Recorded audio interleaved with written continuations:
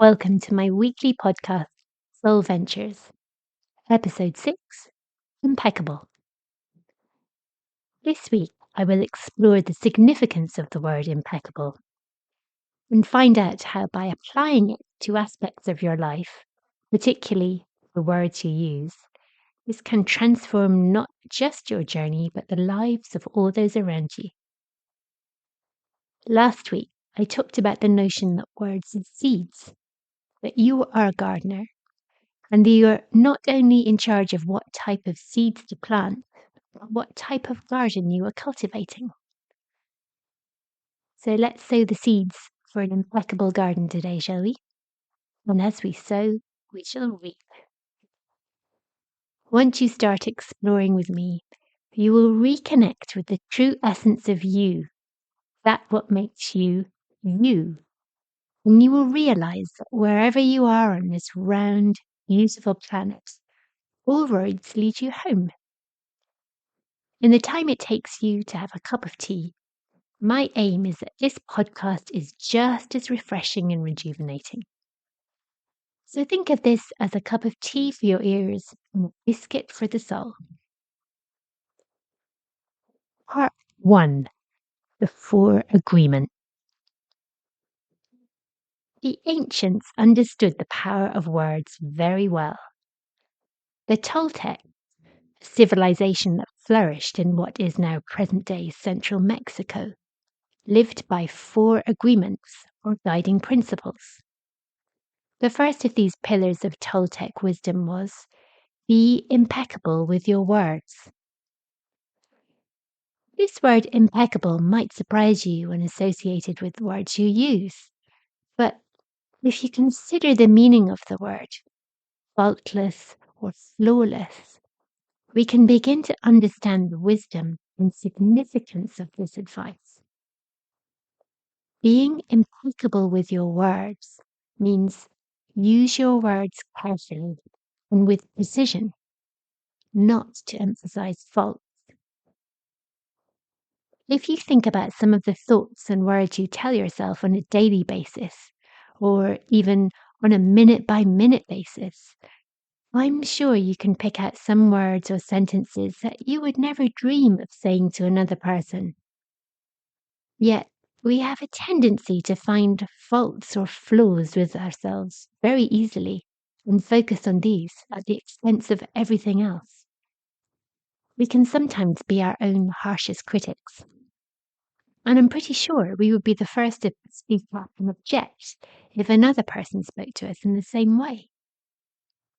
Instead of speaking with words that emphasize the faults or flaws of ourselves or others, what magic we could create for ourselves, our communities, and ultimately the world if we chose our words more carefully and with precision.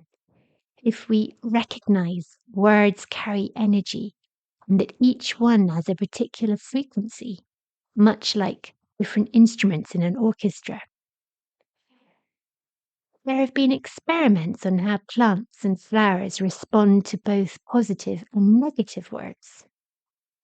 In one example, a plant was subjected to negative words and criticism. Another identical plant in the same setting was exposed to positive, loving words and encouragement. Guess which one thrived for longer and produced more luscious blooms? Part 2. Being impeccable. What does it mean to be impeccable with our words? If somebody has, for example, impeccable taste, then they are known for making consistent, careful, considered choices. They might well have an appreciation of beautiful music, art, design, exquisite clothes, fine craftsmanship, and generally exude an appearance of overall elegance.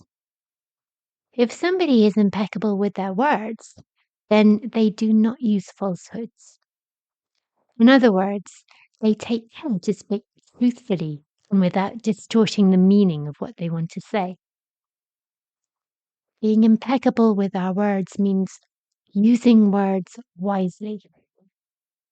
Last week, I talked about how words are our spells, and I invited you to choose your own magic word for 2024. When you choose your words wisely, you are tapping into the power of great magic to create as you speak. The original meaning of the word abracadabra was the Aramaic, I will create as I speak. We do just this with the words we choose. So choose them mindfully. Impeccable words uplift and inspire. They don't drag down, insult, or cheapen another person. We are, after all, gardeners, planting the seeds with our words and reaping what we sow. So it makes sense to choose mindfully and be attentive to what we're planting. Part 3. Flawless. Being impeccable with our words means doing what we say we will do, being true to our word. If you are true to your word, when you give somebody your word, you are building trust. Using language constructively is far more effective and beneficial than throwing our words carelessly around and destroying bridges we have built or crushing the hopes of another person.